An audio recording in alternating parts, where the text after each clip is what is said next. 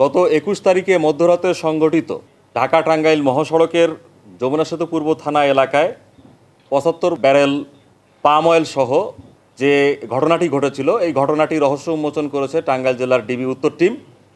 এবং এই ঘটনায় লুণ্ঠনকৃত ট্রাক, ৭৫ ব্যারেল পাম অয়েল এবং ডাকাতি কাজের সরঞ্জামাদি সহ এই ঘটনার মূল মাস্টারমাইন্ড সহ আন্তঃজেলা ডাকাত দলের ২ জন সক্রিয় সদস্যকে গ্রেপ্তার করেছে টাঙ্গাইল জেলার ডিবি উত্তর টিম। এবং এই ঘটনাটি ২১ তারিখে ঘটেছে। ২২ তারিখে আমাদের ডাকাতির একটি মামলা হয়েছে যমুনা সেতু পূর্ব থানা এলাকায়, এবং গত রাত্রে ২৪ তারিখে আমরা এই ২ জন আসামি এবং সকল মালামাল সরঞ্জামাদি উদ্ধার করতে সক্ষম হয়েছি। আমরা এই ২ জন ডাকাতকে ৫ দিনের রিমান্ড প্রেয়ার করব।